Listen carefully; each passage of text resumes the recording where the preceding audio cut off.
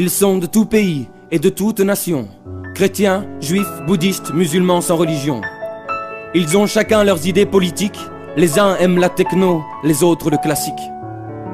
Promulguant l'unité dans la diversité, ils forment une authentique fraternité. Mais qui sont-ils? Penseurs libres plutôt que libres penseurs, ils cultivent en eux l'intelligence du cœur. Ils sont très humanistes et font de l'être humain le cœur de leur philosophie au quotidien. Cherchant la vérité au-delà des croyances, ils mènent une quête de connaissances. Mais qui sont-ils? Spiritualistes sans être religieux, ils ont une approche ésotérique de Dieu. Ils ne voient pas en lui un être surnaturel, mais une conscience, une énergie universelle. Leur enseignement n'est en rien dogmatique. On dit de lui qu'il est profondément mystique. Mais qui sont-ils? Mais qui sont-ils? Ils ne croient ni au paradis ni à l'enfer, pas plus qu'aux démons, au diable, à Lucifer. Recherchant le vrai sens de l'existence, ils accordent peu d'importance aux apparences.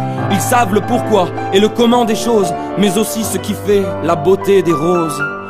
Mais qui sont-ils? Mais qui sont-ils?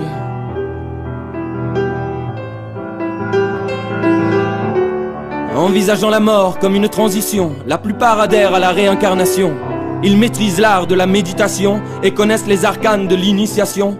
Ils aiment s'harmoniser avec la nature et se ressourcer à ce qu'elle a de plus pur. Mais qui sont-ils? Prenant soin de leur âme autant que de leur corps, ils font de la sagesse le plus beau des trésors. Ils pensent qu'il y a la vie au-delà de la terre et que d'autres humanités peuplent l'univers.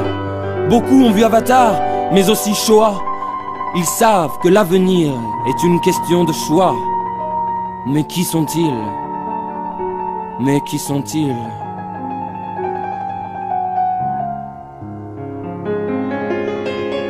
Le monde ne va pas bien, mais ils gardent l'espoir de le rendre meilleur et d'embellir l'histoire. Écrivains, savants, artistes et musiciens, en toute époque et en tout lieu les ont rejoints. Ils ont pour devise la plus large tolérance, ajoutant dans la plus stricte indépendance. Mais qui sont-ils? Mais qui sont-ils? Dan Brown leur rend hommage dans le symbole perdu, mais il semble ignorer qu'ils n'ont pas disparu. Formant jadis une société secrète, ils ont désormais leur site sur internet.